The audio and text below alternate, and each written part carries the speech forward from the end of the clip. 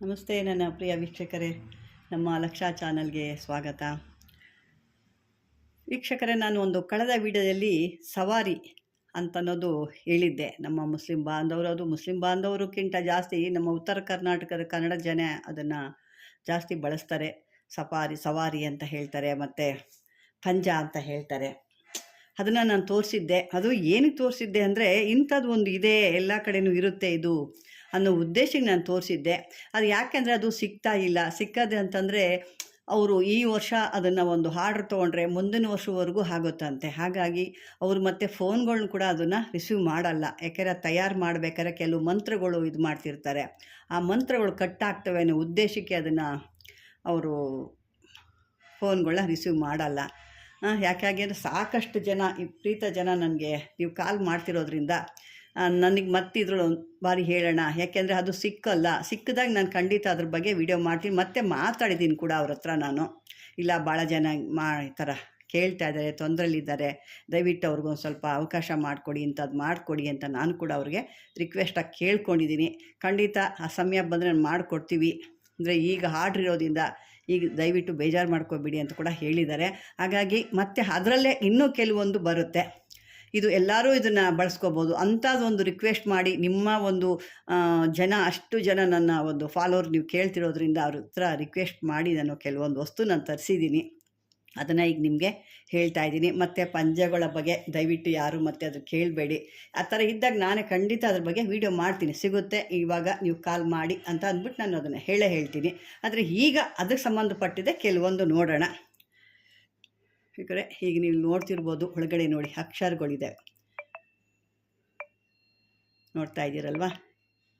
ಈ ರೀತಿ ಒಳಗಡೆ ಅಕ್ಷರ ಇರುತ್ತೆ. ಅದು ಏನು ಕೆಲಸ ಮಾಡುತ್ತೋ ಇದು ಅದೇ ರೀತಿ ಕೆಲಸ ಮಾಡುತ್ತೆ.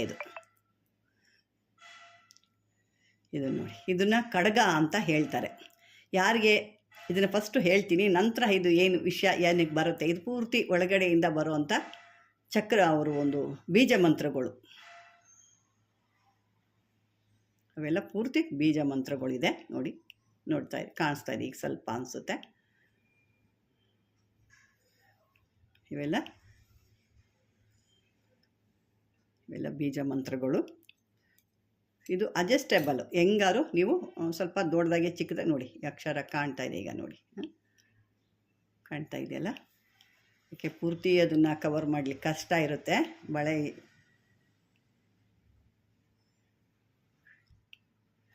ಈ ರೀತಿ ಒಂದು ಒಳಗಡೆಯಿಂದ ಬೀಜ ಅಕ್ಷರಗಳು ಏನು ಆ ಪಂಜಾಗೆ ಏನು ಮಾಡ್ತಾರೋ ಅಥವಾ ಸವಾರಿಗೆ ಏನು ಮಾಡ್ತಾರೋ ಆ ರೀತಿಯಾದ ಒಂದು ಬೀಜಾಕ್ಷರಗಳು.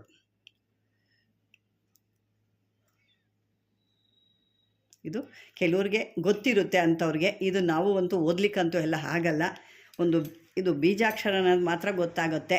ಯಾರೇ ಆಗಲಿ ಇದನ್ನು ನೋಡಿ, ಇದು ಒಂದು ರೀತಿಲಿರೋ ಅಂಥದ್ದು. ಇದು ಬೆಳ್ಳಿಯದು. ಅದು ನಿಮಗೆ ಮೊದಲು ತೋರಿಸಿದ್ದು ನಾನು ತಾಮ್ರದ್ದು, ಪಂಚಲೋಹದ್ದು, ಅಂದರೆ ತಾಮ್ರದ್ದು, ಕಾಫರ್ದು. ಇದು ಬಂದು ಬೆಳ್ಳಿದು. ಕಾಣ್ತಾ ಇದೆ ಅಂದ್ಕೊಂಡಿದ್ದೀನಿ.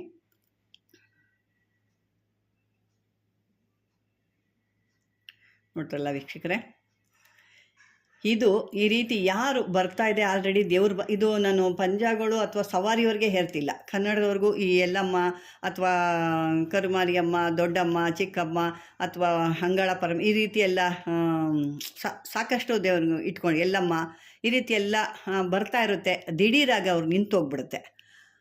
ಅಂಥವರು ಇದನ್ನು ಹಾಕ್ಕೊಂಡ ಮತ್ತೇನೋ ಕಟ್ ಮಾಡಿದ್ದಾರೆ ಅಂತ ಸಾಕಷ್ಟು ಹೇಳೋದು, ಕಟ್ ಮಾಡಿದ್ದಾರೆ, ದೇವ್ರನ್ನ ಕಟ್ ಮಾಡಿದ್ದಾರೆ ಅಂತಲೇ ಹೇಳೋದು. ಅಂಥದಕ್ಕಾಗಿ ಇದನ್ನು ಅವರು ಧಾರಣೆ ಮಾಡಿದಾಗ ನೋಡಿ, ಅಕ್ಷರಗಳು ಎಷ್ಟು ನೀಟಾಗಿ ಕಾಣ್ತಾ ಇದೆ. ಅಂದರೆ ಇದ್ರೊಳಗೆ ಸ್ವಲ್ಪ ಚೆನ್ನಾಗಿ ಕಾಣುತ್ತೆ.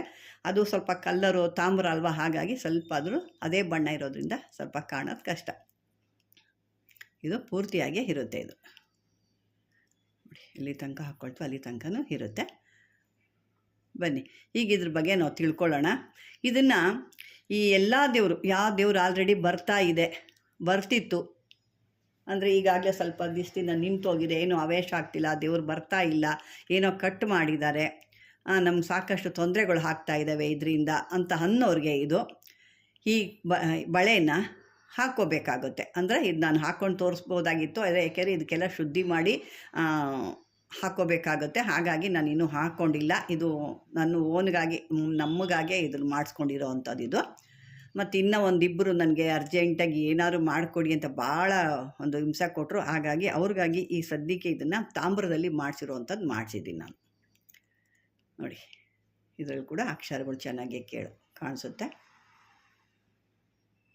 ಈ ರೀತಿಯಾಗಿ ಮಾಡಿಸಿರುವಂಥದ್ದು. ಅದಕ್ಕೆ ಹೇಳಿದ್ದೀನಿ, ಒಂದು ಸ್ವಲ್ಪ ನಂಗೆ ದಯವಿಟ್ಟು ಇದನ್ನು ಮಾಡಿಕೊಡಿ, ಸಾಕಷ್ಟು ಜನ ಕಷ್ಟದಲ್ಲಿದ್ದಾರೆ, ಪಾಪ ಅವ್ರ ಕಷ್ಟಗಳು ಪರಿಹಾರ ಆಗಲಿ ಅಂತ ನಿಮಗಾಗಿ ನಾನು ಅವ್ರ ಹತ್ರ ರಿಕ್ವೆಸ್ಟ್ ಮಾಡಿಕೊಂಡು 1 ತಿಂಗಳಿಂದ ನಾನು ರಿಕ್ವೆಸ್ಟ್ ಮಾಡಿಕೊಂಡು ಅವರು ವೀಡಿಯೋ ಕಾಲ್ ಕಳಿಸಿ, ನನಗೆ ಫೋಟೋಗಳು ಕಳಿಸಿ, ಅದನ್ನು ನಿಮಗೆ ಕೊಟ್ಟು ನಿಮ್ಮಿಂದ ಬರೋವಂಥ ರೆಸ್ಪಾನ್ಸ್ ನೋಡಿ ಪಾಪ ಕೊಡೋಣ, ಹೌದಲ್ವ ಇಷ್ಟು ಜನ ಇದ್ದಾರೆ ಅಂದರೆ ನಾನು ಅಂದ್ಕೊಂಡಿದ್ದೆ ಇದು ಸಾಮಾನ್ಯ ಯಾರು ಇದು ಮಾಡಲ್ಲ, ಎಲ್ಲೋ ಉತ್ತರ ಕರ್ನಾಟಕದವರು ಸಾಕಷ್ಟು ಅಂದ್ಕೊಂಡಿದ್ದೆ. ಆದರೆ ಇದನ್ನು ನಮ್ಮ ಬೆಂಗಳೂರಲ್ಲಿ ಸಾಕಷ್ಟು ಕರ್ನಾಟಕದಲ್ಲಿ ಕೂಡ ಇದ್ದಾರೆ ಅಂತ ಗೊತ್ತಾಯಿತು. ಹಾಗಾಗಿ ಇದನ್ನು ನಾನು ಭಾಳ ದಿವಸದ ಹಿಂದೆ ಕೊಟ್ಟಿದ್ದೆ.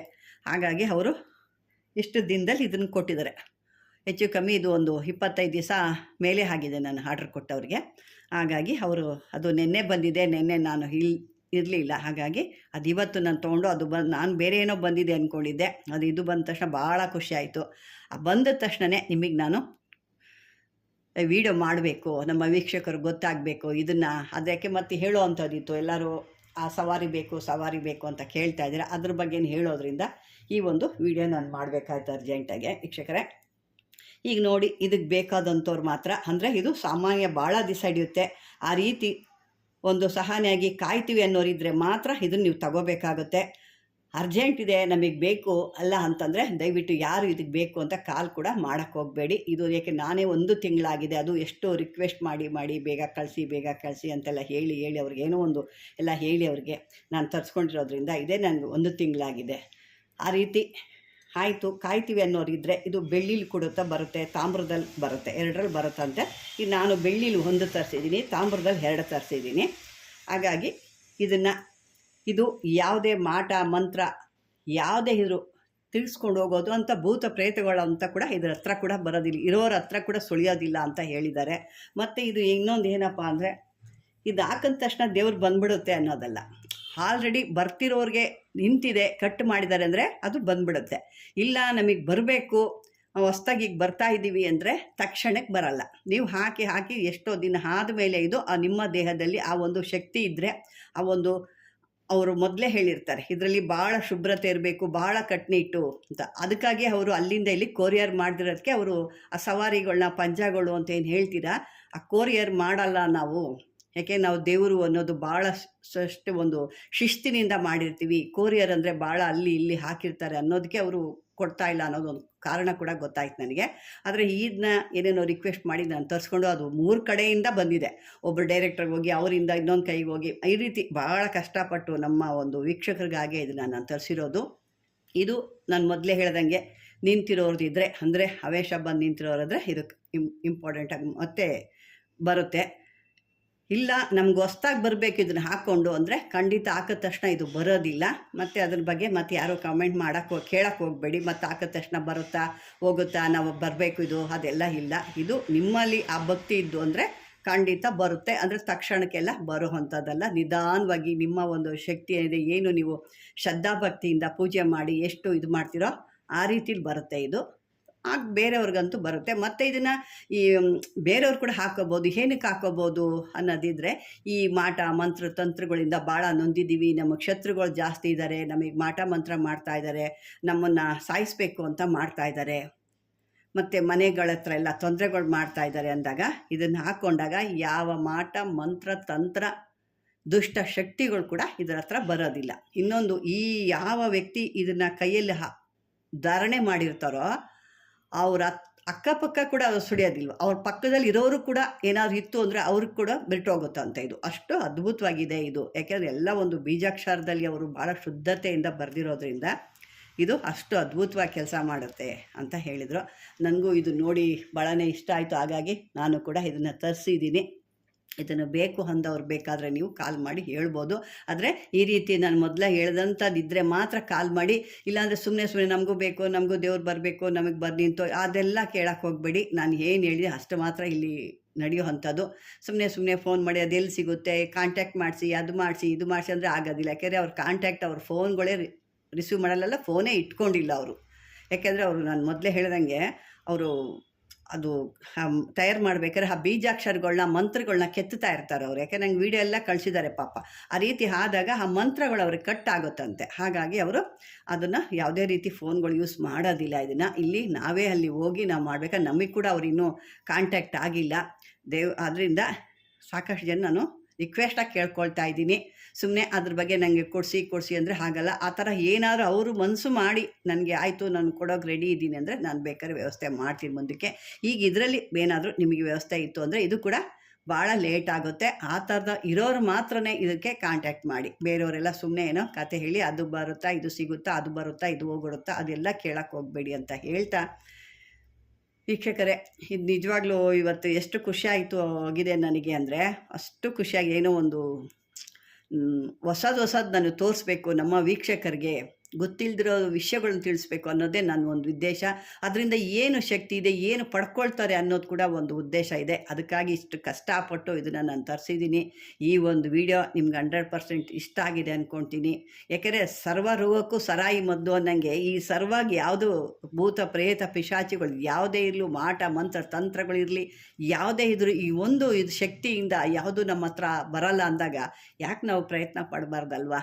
ಹಾಗಾಗಿ ಈ ಒಂದು ವಿಡಿಯೋ ನಿಮಗಾಗಿ ಅಂತ ಹೇಳ್ತಾ ವೀಕ್ಷಕರೇ, ಇದುವರೆಗೂ ಈ ವಿಡಿಯೋ ನೋಡಿದ್ದಕ್ಕೆ ಧನ್ಯವಾದಗಳು.